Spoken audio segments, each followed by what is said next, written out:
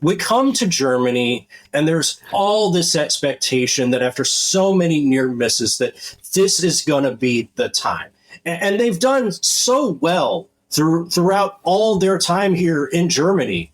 And you just think it's finally going to be the day, but it just doesn't happen. And they're second place again. And now all we're filled with is disappointment and thoughts about what could have been. But at least Alex Marquez finished on the podium. Welcome back to Motorsport 101.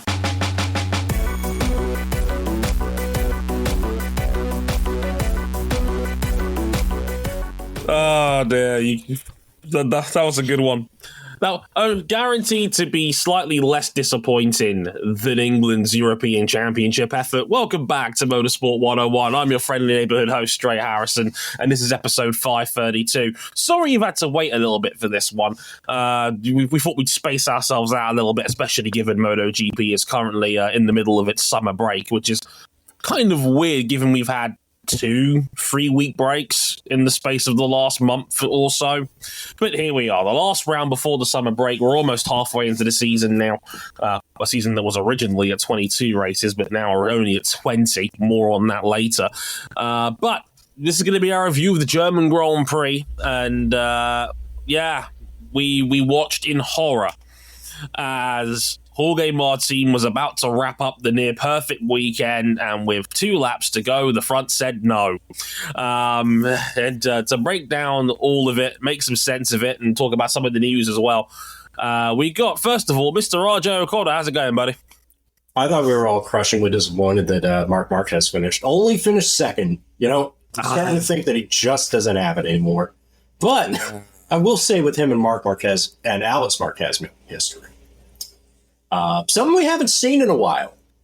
Something that we haven't seen since the days of Name That Aoki.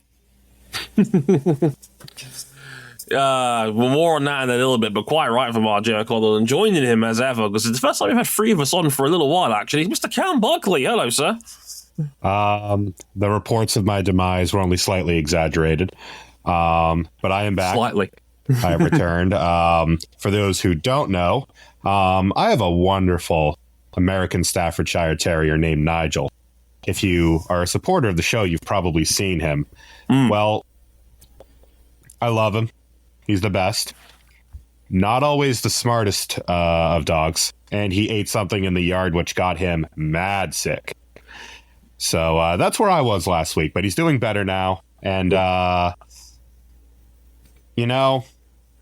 it feels only right that I've returned on an episode where we have to discuss the bozo gene once again. The bozo gene. What is the bozo gene?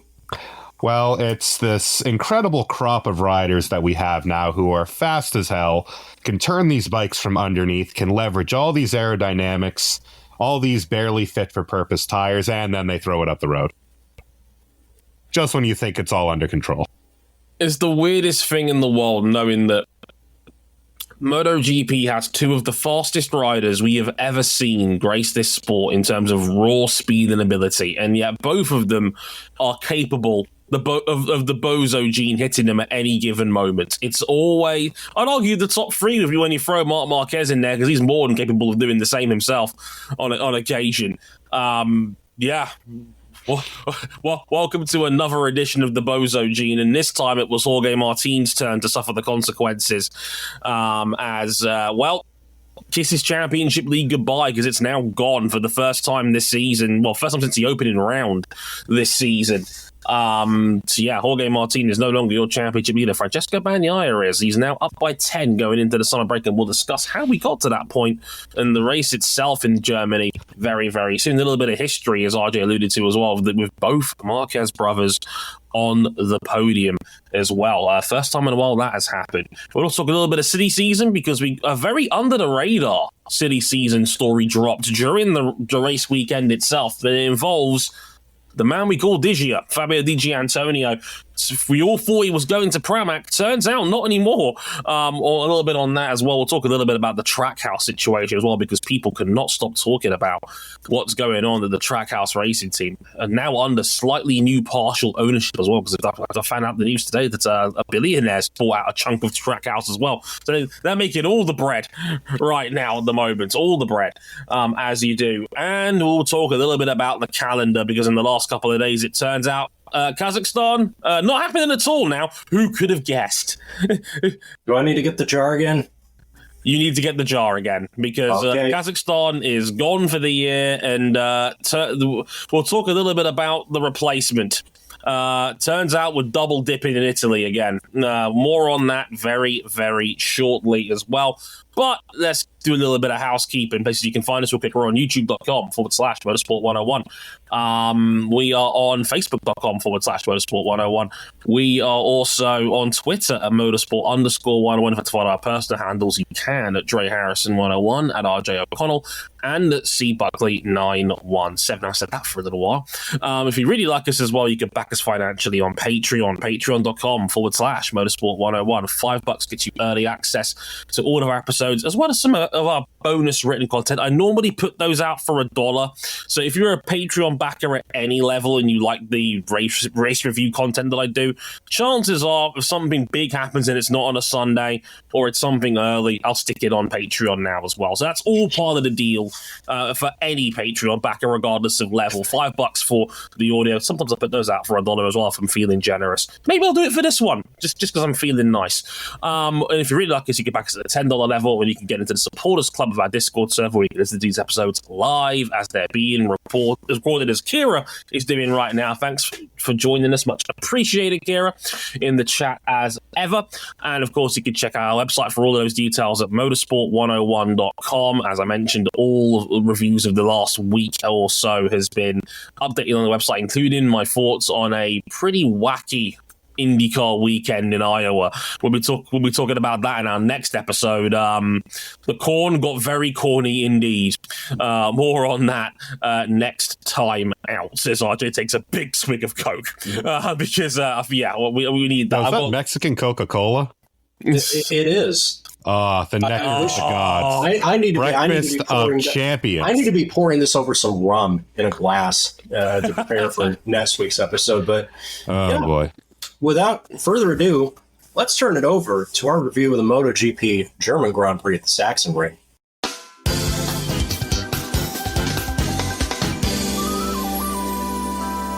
And folks, it was looking like another really good Jorge Martin comeback weekend. He won the sprint race in an intelligent comeback for the front row.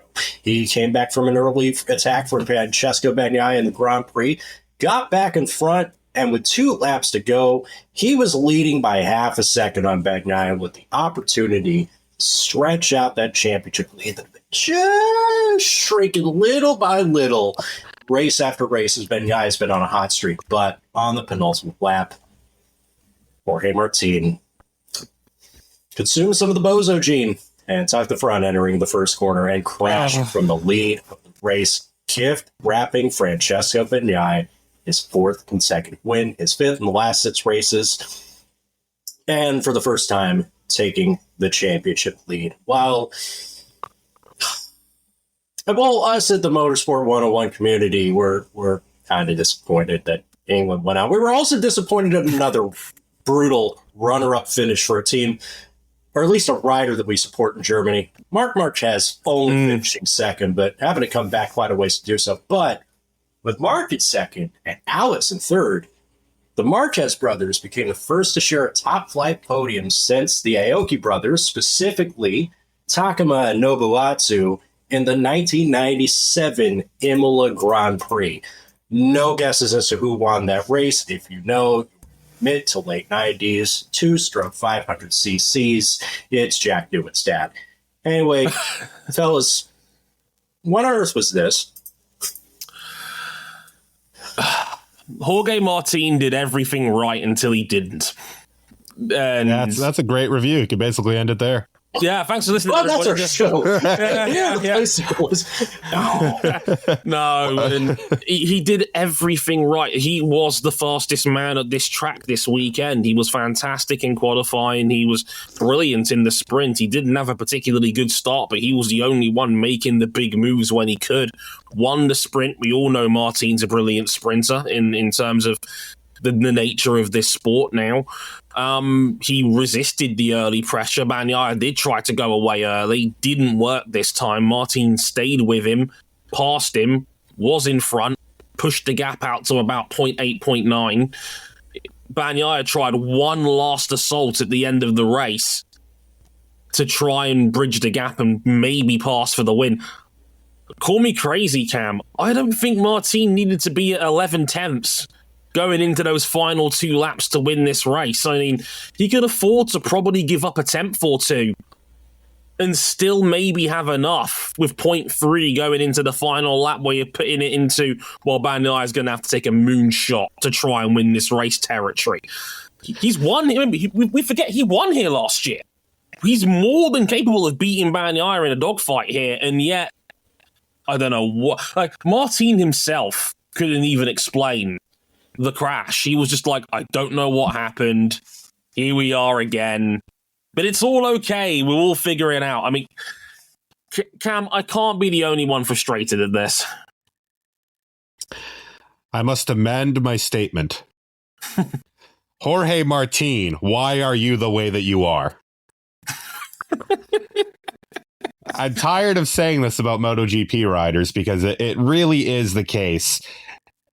You have to take the good with the bad with Martin, and it doesn't feel like he's learned from last year because this is now the second time where he's had not a dominant lead, but certainly one where you can afford to take it a little bit easy, and he's chucked the bike at a wall. He's done the hard bit. And it's been very late in the races, and it's been 2 wins. That's 50 points, man. Chucking the sprint at Mugello where he was running second, that's 59 points he's given up via crashes in the positions he's been in so far this year. And that's the thing that gets me about it, Cam. These were 2 relatively low-pressure crashes. Like, Jerez, okay, he was in front, but there was half the race still to go. Like, it's not the end of the world if you get past right there and then. You know, it's... We all saw Marc Marquez was able to hang with Bagnaia at the end and potentially make moves. So, again, Martin didn't need to be at full power in order to try and win from the positions he's been in, and yet he's tucked the front and gone down 3 times this season in critical scenarios. This is not good enough. And it's the same as last year where, I mean, Bagnaia hasn't been perfect, but he's had a higher floor than I think he has in the past. And he's still making his money on Sunday, whereas Saturday is Martin's territory. If it weren't for the sprints, Martin would be 42 points down. That goes to show you just how different they are as riders and where their strengths are. Martin is the best sprinter that MotoGP has, and it's not particularly close either. He's won nearly half of them since they came into the sport at the start of last season. It was a 45. It's almost a coin flip with Martin to win a sprint at this point. But 42 back in Grand Prix, you're not winning a championship. Yeah, that's these 2 crashes and then some.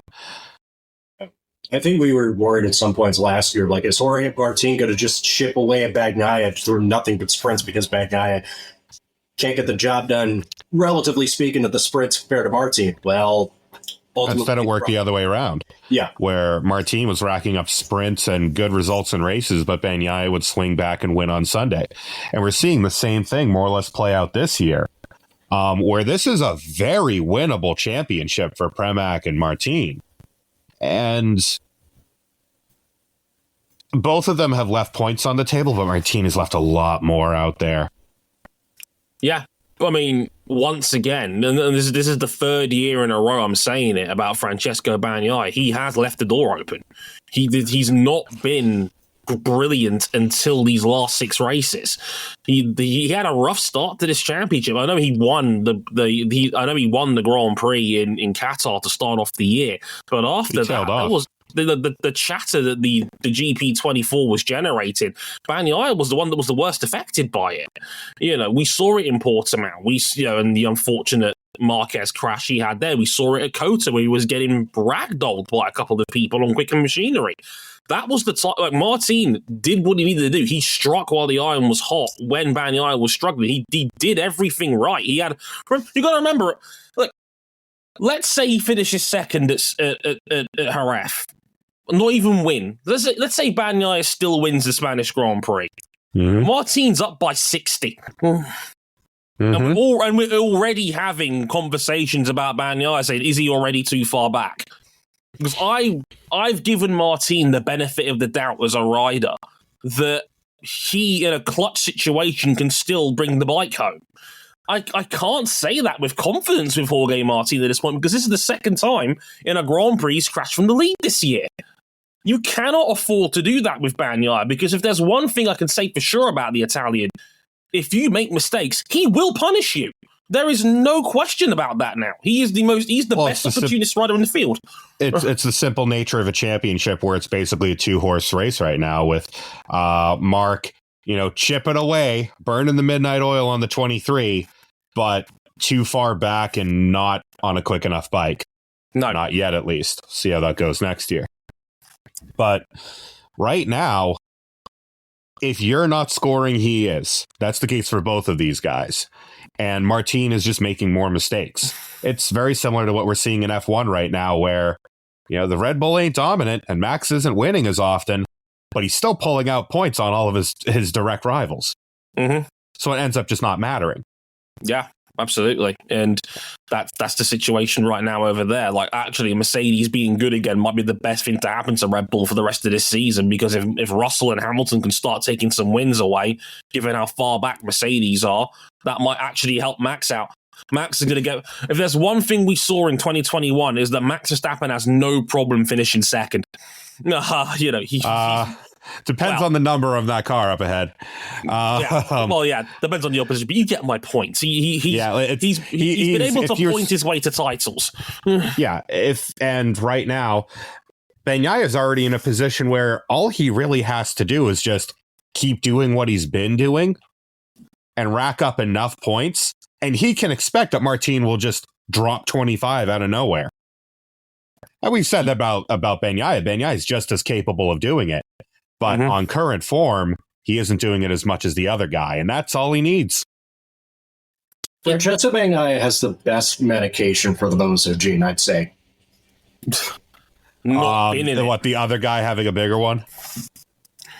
I would say that he is on the best prescription to help temper that bozo gene out of between the two of them.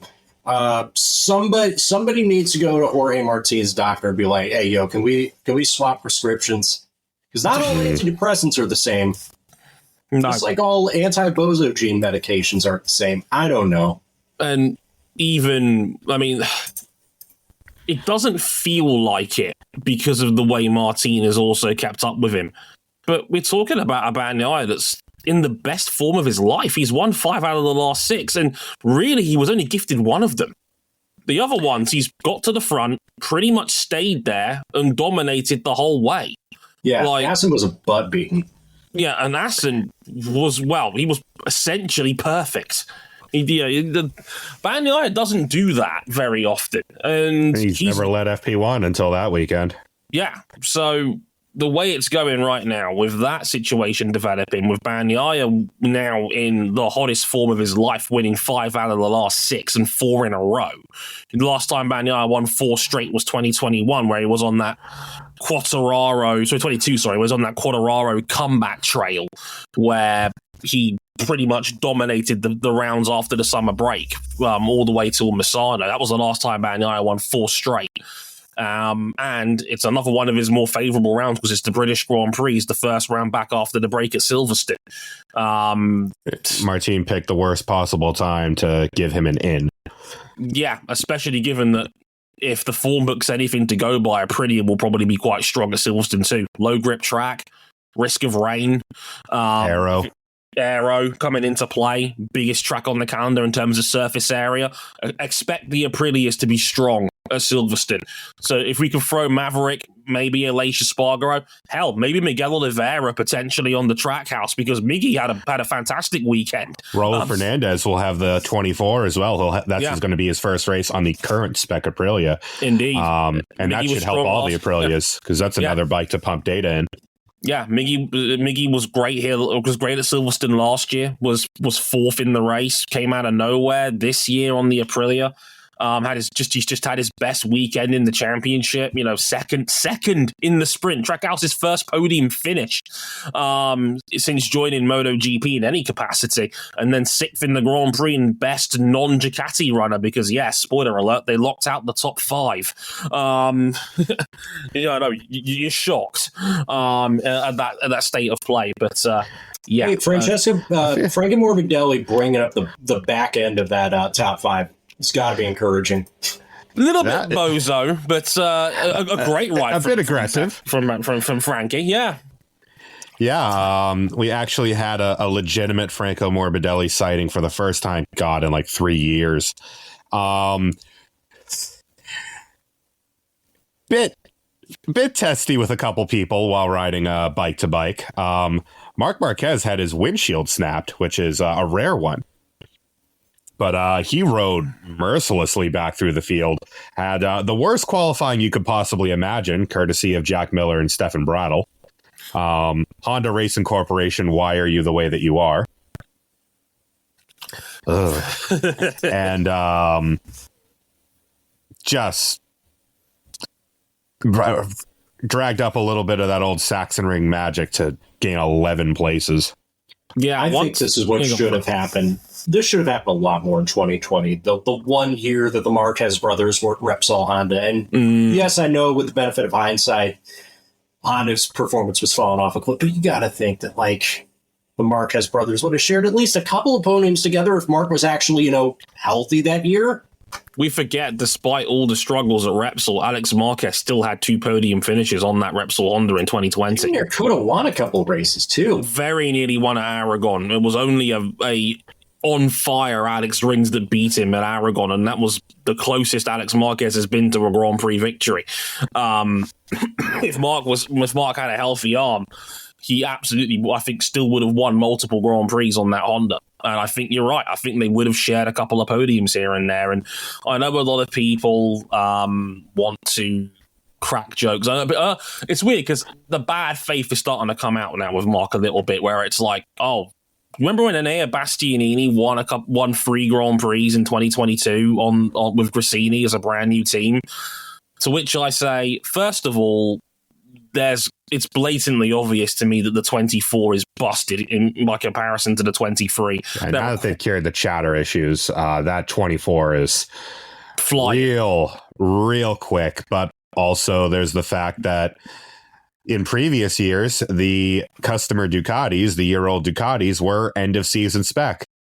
And this year, for reasons that we all really know, it's a launch spec bike. It's not the same bike that won the championship. It's more or less the bike that was in Portimao last year, according to those within the team.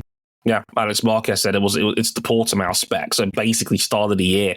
So, yeah, we've seen the story about that before, and quite frankly, on a personal level, when you see the pictures of Marc Marquez celebrating with his brother on the podium for the first time, and you saw how happy they were, who gives a shit? Honestly, like, my brother is my best friend. I love him to death. Like, you almost disowned each other after that England match. I'm not gonna lie. He's a Gareth Southgate hater. I was an optimist. We were at each other's necks for most of the day. I'm not gonna lie to you, but don't tell him I said this. But I do love him to pieces. He's my best friend. So if I was ever able to celebrate a podium, brother Ryan, Ray tells me. If I want to crash the mood, I'll just clip it. I'll just clip another Mario Kart video for him. But yes, like, if I had the ability to be able to celebrate a Grand Prix podium with my brother, I'd be the happiest man in the world. So, you could tell. Two of them look like it. Two of them look like it up there. He's like, all I want is pictures with Alex. It's great. Yeah. He said that on Twitter afterwards. It was like, I just want Alex pictures. They do genuinely really do love each other as brothers. And I do love the story of once Morbidelli was cleared out of the way, Alex Marquez was 2 seconds ahead of his brother. Mark takes half a second a lap out of Alex until the end of the race. And Alex, with 2 laps to go, looks at his own board, sees 0.0 Mark behind him, and he said to himself in his helmet, and I quote, "What the fuck do I do now?" I don't know. Mark rode around him like the dude was on a 250. Yeah, that was the chainsaw came out on that one. Mark Marquez was the fastest man on track at the end of that race. The old Saxon Ring magic was still there, but again, probably just gave himself too much work to do in qualifying, where, again, 13th to start. And this one wasn't entirely on him. But, yeah, if he could get the qualifying ironed out, then look out. Because, like, the pace to be able to win is absolutely still there with Mark. And I think it's still a matter of time. Aragon is one I would circle on the calendar. I think the biggest thing is qualifying, because with this one, I mean, it wasn't exactly easy to pass here. And again, should have been a relatively easy Q2. And instead, I mean, both of his flying laps were trashed. And that's only off the back of the practice crash where he broke a finger and bruised his ribs by having a huge high side at the waterfall trying to save it at turn 11, which was not serious behavior. You don't save those. Look, considering how last year went at the Saxon Ring, what that Mike was doing over Wasserfall, I think he'll take it. Oh, absolutely. When we were watching like old MotoGP clips before we went on air, specifically like those top 15 last lap chaos moments, and we just saw so many old clips and we're just thinking, man, Repsol Honda used to be so good at this. What happened, man? Yeah, it came out today on motorsport.com that they're the only team without a counter-rotating crankshaft, and I almost threw my laptop. Now, what are the benefits of a counter-rotating crankshaft? It makes the engine not want to kill you when you get on the power. It makes it a lot easier to ride. Something that the Honda isn't. Is that ideal? Yeah. It's almost like teams were going to this in the mid-2010s. Honda Racing Corporation, why are you the way that you are? Should we move on before Cam explodes again? Would the 450 turbo be easier to ride than on a MotoGP bike in 2024? Having ridden a CX650 turbo, I would say it's probably equal. Yeah, but I'm probably having more fun on the turbo because it makes funny whoosh noises. And it's got that 80s aesthetic.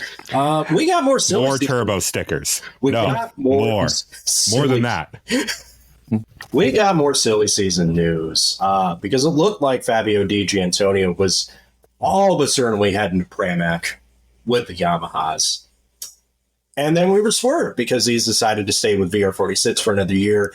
And most importantly, has been promised a GP25 current spec bike in 2025. And then Twist Ducati are considering dropping to just 3 factory supported bikes in 2025.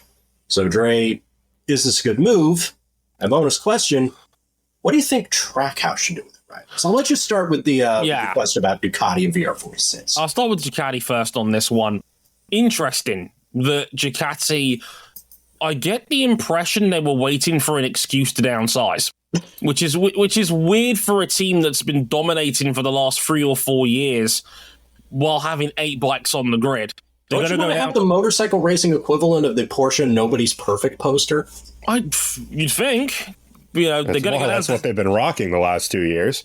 I mean, yeah, they're going to go down to 6 next year, and only 3 are going to be factory spec by the sounds of it. It looks like Ducati wants to save some bread. But if they're going to have, I mean, I didn't even realize this, that Fermin Aldeguer's agent, which I believe is Hector Falbel, the former Grand Prix racer himself, he let out the bag with Speed Week that Fermin Aldeguer is only entitled to current spec machinery in years 3 and 4 of his contract. So he doesn't have to be put on a GP25 straight away. So I think Ducati's used that negotiating power to at least just give it to DG Antonio, who, if you look at the riders they have left, between him and Alex Marquez, are probably the two best non-factory riders they've got right now. So, fuck it. You'd think. Why not give it to Fabio? He's earned it. He's been excellent this season. He's been the second best runner on the GP23 this year. He's smoked Marco Bezzecchi this season, a guy that, again, we all thought, well, Bez has been brilliant. Was brilliant last year. It's not happening for Bez this year. Completely derailed Bez's hype train. Yeah. And Bezzecchi still got the bag. He did. But, I mean, Dre, this is someone who was basically out of the sport with 5 races to go at the end of last year. Yeah, this time last year, we thought DG Antonio was finished. Yeah, his rookie season could not have gotten worse, and it didn't look like it was getting better in the second half of the year, in the second season, and then, well, the last few races literally skin. Frankie Carchecki breaks out the Infinity Gauntlet. Yeah, he was just like, fuck it, let's do something radical with the setup on this bike, and it clicked, and then DG Antonio was the second best rider in the championship in the final 5 races. It's wild how this... And that's carried over. He's been really good this year. It's carried over. He's been VR46's lead rider, given the remaining... I mean, again, not enough has been said about Ducati pretty much purging half their resources to bring Marc Marquez in. And even Ducati themselves have admitted it split the room in Bologna. A lot of people do not like this move because they've given up Martin, they've given up Bastianini, they've given up 2 factory bikes with Pramac and a relationship with them. And it looks like they're going to go down to 3 factory bikes next year. But of the guys they've got left, DG Antonio makes the most sense. So why not? Why not Digio instead of why not Bez, I guess, is the new trend. So for me, I think it makes total sense. And I don't think Ducati could afford to lose another quality rider like that. The only thing I'm finding interesting now is, where does Aldeguer end up? Does he end up at Grassini or does he end up at VR46? Because there's now a free seat on both of those teams. So... is he at Grassini or is he at VR46 next year? He's going to be on a 24. That's that we now know for certain, unless Ducati gives him a GP25 for 2025 instead and runs 4. But we'll have to wait and see, because Aldeguer blows hot and cold at the best of times. I mean, yeah, won the Moto2 race over here this weekend, dominated as a matter of fact, but. Yeah, it was a nice reminder of how good he can be, because the man's been pretty ropey for form in Moto2 in recent weeks. But that's how I look at it. When he's good, he's really good. When he's bad, it's kind of hard to watch. It's Bozo Gene levels again. Another one with it. Which means he's going to be right at home at Ducati. He'll Honestly, fit right in. One big Bozo family. Yeah, that's the thing. This is the one thing that prevents these races from being boring. Boring Ducati washouts front to back is just like every rider has to have a bit of a Bozo gene. Yeah. Suddenly jump cut to a Ducati on the floor. Yeah, Fermin Aldeguer is going to go visit his grandma in the new Italian factory team, and he's going to be greeted by a warm hug from his grandma and then a bowl of chicken Alfredo that has the Bozo gene in it. He'll fit no! Well, welcome to Bologna, son. Did the cook have the Bozo gene? Did the sauce split? Too much butter. No. The only time where you can truly say too much butter. Now, interesting that Trackhouse is also in the news because today they just got a shit ton of money dumped into them from a company called Avenue Sports Fund, which I just learned minutes ago was the fund founded by one of the guys that used to own the Milwaukee Bucks. Yeah. What, are they going to bring in Darvin Ham now? Please don't. Have I not suffered enough, Buckley? Don't answer that. Now, No. it's interesting because people are debating back and forth about what Trackhouse should do. I had a couple of chats with people in the paddock regarding this German Grand Prix What are weekend. the options? What could they do here?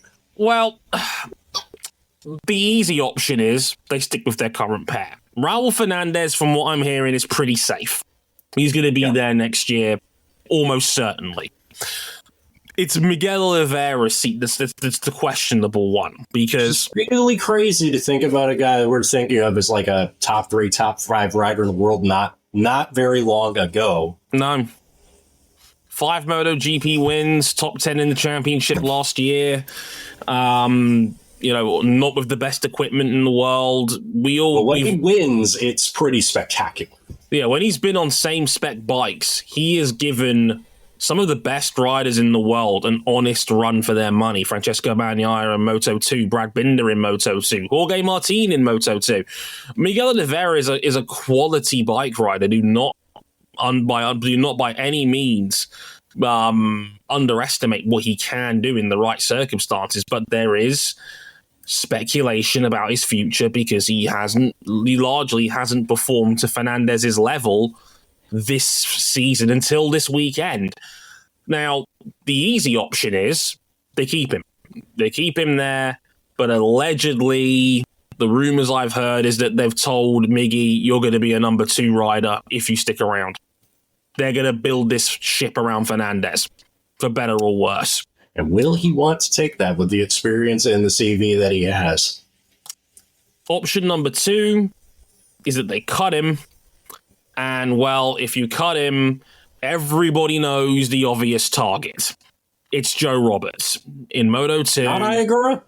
Not Iagura, amazingly, because it looks like Agura might be going to Idemitsu. Idemitsu bike at LCR My to replace Taka. boy. Welcome back. Well, don't forget, you're here forever, even if you leave. The thing about that is that Agura has said he will only move up if he wins the Moto2 championship. And he took a good chunk of points out of Sergio Garcia this weekend because he finished second in that. I think he's 7 points behind Garcia now. He's second overall as MSI Helmets is dominating in Moto2 right now. So the options are, I personally think they should go after Sergio Garcia, who apparently is also on Pramac's radar. Depending on who they can and can't get, especially now that they were gunning for. They made it very clear they wanted DJ Antonio, and now they can't get him. So they might. Oliveira for me is probably the best rider on the board now left as a free agent at the end of the season potentially, because it's looking like Mir's going to stay at Honda for 2 more years. God knows why. He has no other choice if he wants to keep going. I think they should go after Sergio Garcia, but Joe Roberts, who in Roberts' defense, had a really gritty ride in Germany to finish 8th in the Moto2 race with a collarbone that he broke only 7 days earlier. That's good. And it keeps him 3rd in the championship. Let's not forget, he's still about a race away from Garcia. Most importantly, best Kalex, because we all know that the Boscanoro chassis right now is the best in the field. They've won 10 out of the last 11 Grand Prix dating back to last year. I've been saying that middle of last year. Yeah, they finally made it click. They're getting more customers and they're winning week in, week out. They cannot be beaten. Kalex has slipped. I wonder if how much of that's got to do with them supplying Honda or helping them out with their development, because their Moto2 chassis... The bozo flows both ways. Maybe so.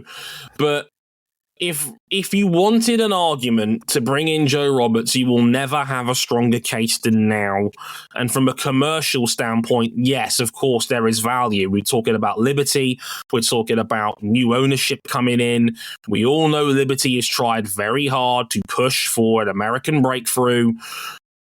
And as my man Matt Dunn, who's a good friend of mine, pointed out on Twitter, there is no other American in the pipeline. Not at this level. Nope. After Cam Bobier went back to Moto America, after Sean Dillon Kelly was booted out of the OnlyFans American racing team, there is no American prospect on the ladder. So I would say best chance 5 to 7 years before we're talking about another American that could make it to that level. Cam, we were just watching Nicky Hayden, Colin Edwards battle for the win of the last lap at Assen, and we're just thinking, man, this shit used to mean something less. Yeah. I used to get up early in the morning to watch it. You still do. But I had national. It just ain't the same that we're thinking of. I had national pride then. The United States of America, a nation that has produced multiple Premier Class champions, and now we're thinking of just like this scrappy, rebuilding upstart nation of motorcycles. Man, what am I going to do? Have national pride now? And that's just it. The point I'm getting at here is, if you want to bring in an American, it's now or never. Because Joe Roberts is 26. This is his 7th Moto2 season. He would never be in the frame for a MotoGP seat under normal circumstances. The synergy pick is to get Joe Roberts in. So, but apparently from what I've been told, Justin Marks is making it. He's been very hands-off on this. He's saying it's Davide Brivio's call. So... yeah, Cam, if you're Davide Brivio, are you tempted to play the national card here? Well, probably not, because it's not a question of money. Trackhouse is loaded. Mm-hmm. Yeah, they just got more of it today. Exactly. So they're probably... you pick the best rider available. Even if you ignore the extra commercial value that Roberts would probably bring you? Because we all know Dorna will push for it too. If Dorna wants to give you a kickback, then sure. But because they would love to have an American in the top flight again. They would, given that there is just, between the lack of a TV deal and the lack of prospects. And we got MotoGP on True TV now. It's not just the home of first-round March Madness games. I've been watching it on Max, and the coverage has been excellent, other than the fact that my TV acts a little weird with it. Yeah, but it's TNT's coverage. Exactly. And to be fair, it is good. It's very biased, but it's good. Really? What makes you say that? I don't know. Susie Perry, Michael Lafferty, who owns a team, and Sylvan. I'm basically British Gintoli. Well, it's a good thing they have no British riders to root for in the top class. Ooh. You struck me in my Jake Dixon supporting heart. Oh. That heart's still beating? Al Crutchlow got scratched from his wild card round because he had a very yucky. I feel like this is the second very yucky looking Cal Crutchlow injury that I can recall from memory. Oh yeah, he's had a few. Couple. There's been a few. Cal doesn't do small ones. Cal does big ones. No, when he crashes, it makes the highlight reel. Yeah, the way I see it, I'm kind of with Cam. I would go for Sergio Garcia in this instance if I wanted to get a rider that I could potentially bring in. Hell, I'd be tempted to go Alonso Lopez, another guy with the bozo gene, but very high upside rider potentially. But a double skip, I don't know. If you're gonna go Garcia, why not just keep Oliveira? Again, I don't... It's very weird that Oliveira... that's the problem, I guess, with Oliveira. He's so hot and cold. When he's hot, he is legitimately a top-tier rider. When he is cold, he is very much an also-ran. Which puts him, on average, pretty middle-class rider.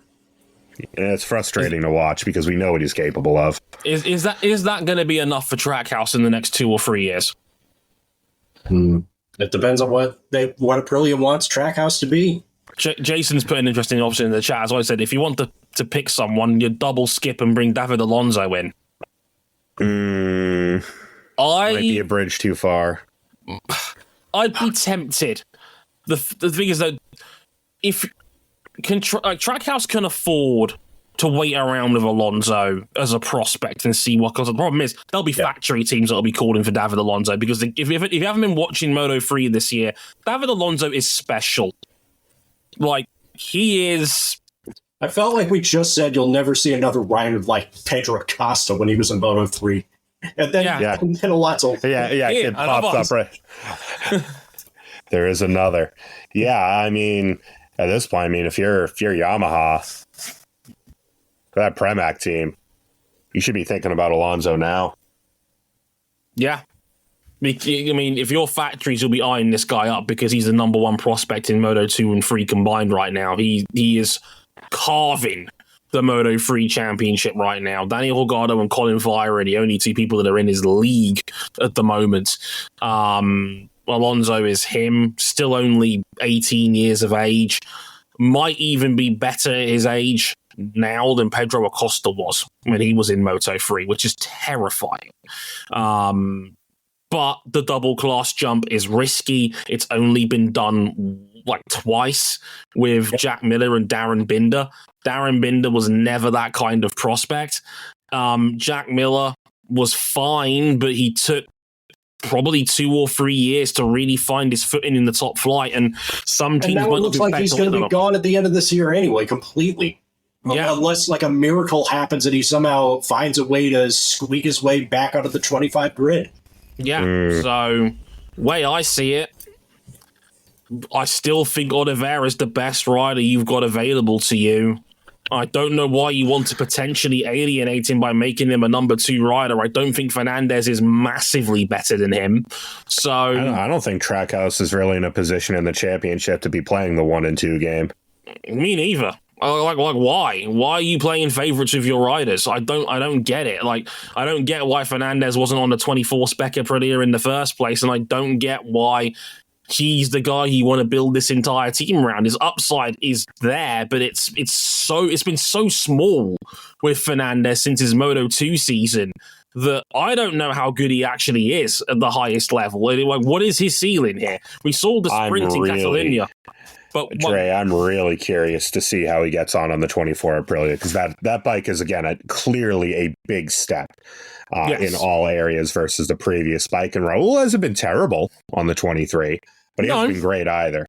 I think Silverstone is like on the future plans of Trackhouse on how we evaluate Raul. The next, I think, 3 races are going to be really, really interesting. Yeah, very, very interesting indeed. I'm going to be very curious to see what's going to be on the horizon for Trackhouse going forward. One more point to address before we get out of here as well, because the calendar was changed again. Again. Remember when the season started and we were talking about the possibility of 22 Grand Prix, and we immediately all thought, well, Argentina's not happening. Let's slice this one off. Yeah, just get rid of this one from now. We'll talk about India later. No, so Kazakhstan, which has been moved to September, as you may or may not know, is not happening at all now. It was originally going to be in June. That got moved to September due to flooding in the region, and due to allegedly, from behind the scenes, broken promises between Dorna and the promoting team of that race. It has been taken off the calendar altogether, and the rumors are it had Dorna scrambling to find a replacement because, well, there's no getting around it. You promised the TV companies 22 races to start this season, and you're already down 2. And it's July. And it's July as well, which isn't ideal either. Apparently, Brno was in the mix. They need a resurfacing, and who's paying for that at short notice? You can't do that. Especially given a lot of it was financial reasons as to why Brno isn't even here. Exactly. There was talk that Qatar might double up and do a second round in the year, but do you want to do a Qatar night race in September? Hell no, absolutely not. I'm going through a heat wave right now, and so is Cam. And I know how last year's race went down. Oh, hell no. And on bikes with no power steering. Yeah. No. Exact same problem you had with India's race last year, where riders were almost passing out due to heat exhaustion. We're not having this again. So Qatar was out, and to be fair, apparently Qatar turned down the opportunity. They're like, nope, we're good. We don't need a second race here. There was talk about Portimao. Yeah, exactly. The big boys are here. There was talk of Portimao potentially, but they couldn't do it. Turns out we're going back to Misano. Misano will now be a double header. A race, then a test in between, and then another race. The second one, which has now been named the Emilia-Romagna Grand Prix. Stop us if you've heard that one before. And that's the start now of a triple header. With the flyaway season starting straight afterwards, because the next round's in Mandalika for the Indonesian Grand Prix, and then the Japanese Grand Prix at Motegi the week after that. Gents, what do you make of the news? It's a messy bitch, to say the least.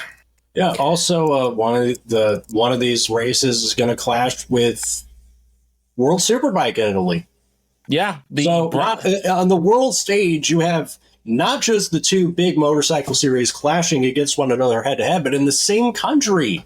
Yeah, the Acerbis Italian round of World Superbikes at the brand new Cremona circuit. That was their big Italian crown jewel round for World Superbikes, and now it's going directly head-to-head with another Italian race at Misano. You're now making the regional fans of Italy choose. That's never a good idea. Like, as a promoter, this is just bad. None of this is good. Yeah, I mean, break out the jar again. This was a great failure. Spectacular failure by all involved. And, I mean, you could see it coming a mile away, couldn't you? Yeah. Another pound in the jar there from O'Connell. Yeah. I get it. You're desperate. Desperate companies do desperate things. I'm not exactly, going to shit on Dorna for this. Like I said, India and Argentina was out of their control. Argentina was government interference and the slashing of funds. India, the promoters didn't pay up. That's understandable. And the fact, actually, them being in March 2025 next year, it's just better for all parties anyway. That's a good move all around. This was avoidable. And Dorna needs to stop targeting these big, over-ambitious project rounds, because it's not happening. It's not the first time Dorna's swung for the fences and missed. Remember the Kaimi ring? No. Oh yeah, the Kaimi finish round. Do you remember it? I don't. Because it never happened. And they, you know what? It's another case of they really, really want to be Formula One. Who, by the sheer power of Formula One, can just brute force this shit through and make it happen. And they're just not. They can't do it. Then they're not them in that sense. And like I said, they tried the Kaimi ring, they couldn't get it homologated, and then COVID in Ukraine happened. They tried the circuit of Wales. Remember that when we talked about this on the earlier days of 101? What a funny thing. That long predates my time here. Yeah, that was the circuit of Wales. There was this big, super ambitious FIA Grade 1 track that they were going to build in the middle of Wales. It was going to add 5,000 new jobs to the region. It was going to be this great big all-in-one track and shopping facility. And this was all going to be a great big plan and that was going to be the British Grand Prix. And then Wales fumbled the contract, didn't quite know what they were doing as a direct result. And it led to the weird situation where the Circuit of Wales granted its hosting rights to Silverstone to host the British Grand Prix, and that's why we don't race at Donington anymore. Weird. I don't get it. Donington, which we also almost tore up and completely reconfigured for it to be the host of the British Grand Prix, only to see it stay in Silverstone, which was again reconfigured massively to continue hosting the British Grand Prix. Yeah, this is the point I'm getting at here. Dorna is trying to brute force these championship rounds, and it's not working. And they've tried very hard to stop putting all their eggs in three big baskets: Spain, Italy, and the United States. Because at one point we had 4 rounds in Spain, we had 2 in Italy, and we had 3 in the United States. That wasn't that long ago, where we used to race at Laguna Seca, Indianapolis, and the Circuit of the Americas in one calendar year. These guys used to go for staple banker rounds, and now they're trying to swing for the fences with these great big ambitious tracks and ambitious obscure projects to make it more of a global championship, and it's not working. Like, I don't know. Dorna needs to be thinking, what are my banker rounds for the next 10 years? What are the rounds that are always going to draw a crowd, always going to make money, and you know the fans will keep coming back year on year? What's your Le Mans? What's your Mugellos? Your Catalunyas? Rounds that are always going to have strong turnouts. Not, let's try and build a whole brand new track. I forgot about Bannerton Park as well. When just talking about this, when they were trying to get a race in Hungary via the Bannerton Park, and that's not materialised either. Like, we've had 4 overly ambitious, tried and failed projects in the last decade of this sport, and Kazakhstan's another notch on the bedpost. It's just silly, in my opinion. Like, they're trying these moonshots without the support to really get them done, and it just doesn't reflect well on the series and the organizers when, like, one or two project failures like this you can kind of chalk up to other reasons. When you've had like 5, you really have to look inward. And it's not like the sport isn't popular in certain places. Like we mentioned, Le Mans had 120,000 on race day earlier this year. Germany had a record attendance this very race, 90,000 on race day. You know, Germany loves their bikes now because it's got more of a festival vibe than most Grand Prix. So they play a whole bunch of live music, people camp out, and they make a weekend out of it. You know, that's a big thing for these dudes. Like, Mugello is not the powerhouse it used to be, but this year was its best turnout in a good few years, and there was a big wave of Bagnaia fans, and that was actually good. Italian winner, dominant Italian champion winning the race on an Italian bike helps with that.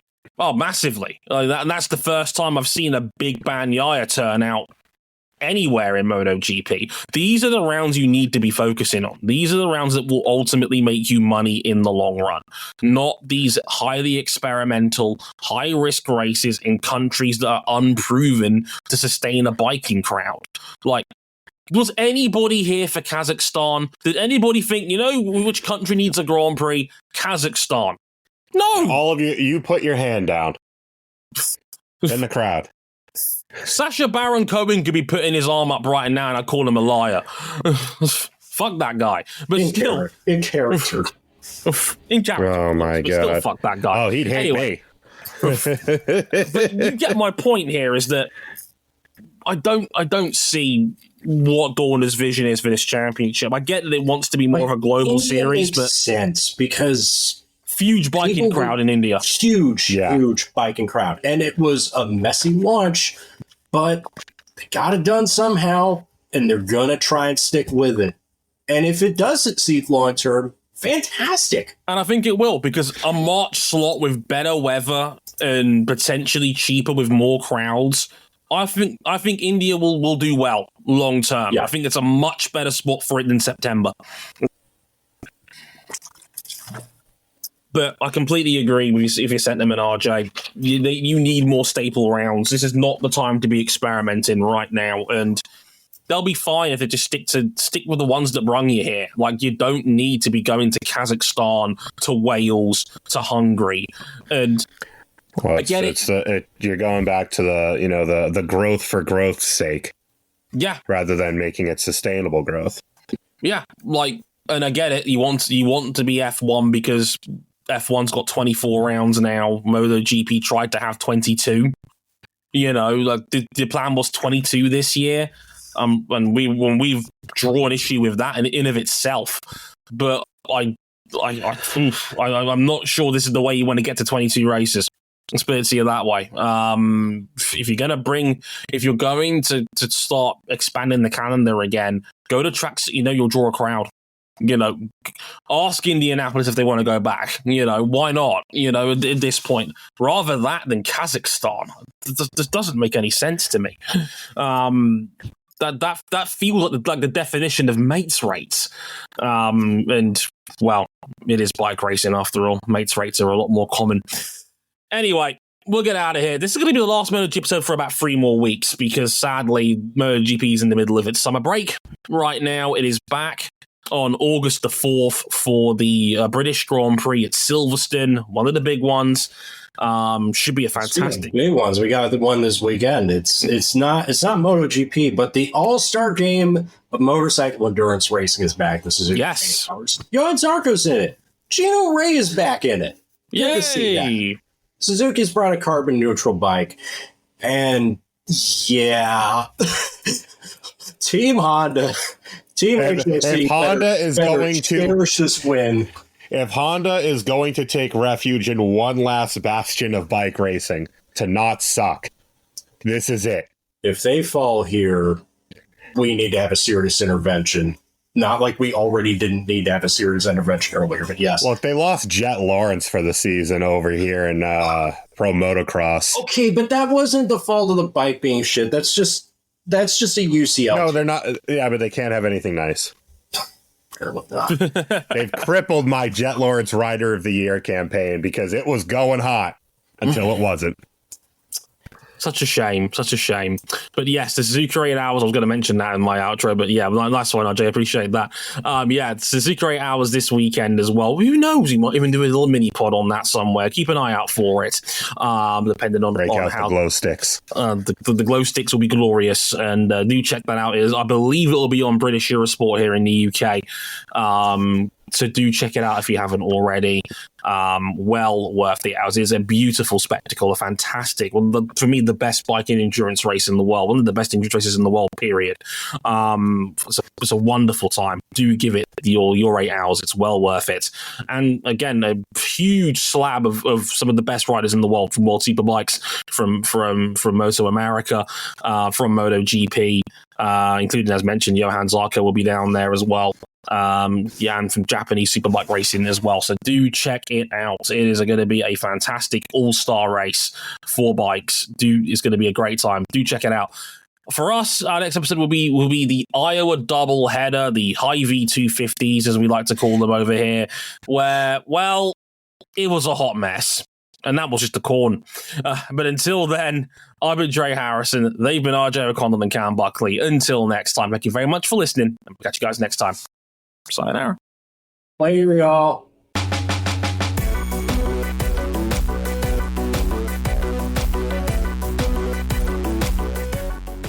But enough about bikes. We're getting Miatas at Martinsville. Oh, Christ. Yeah, let's go!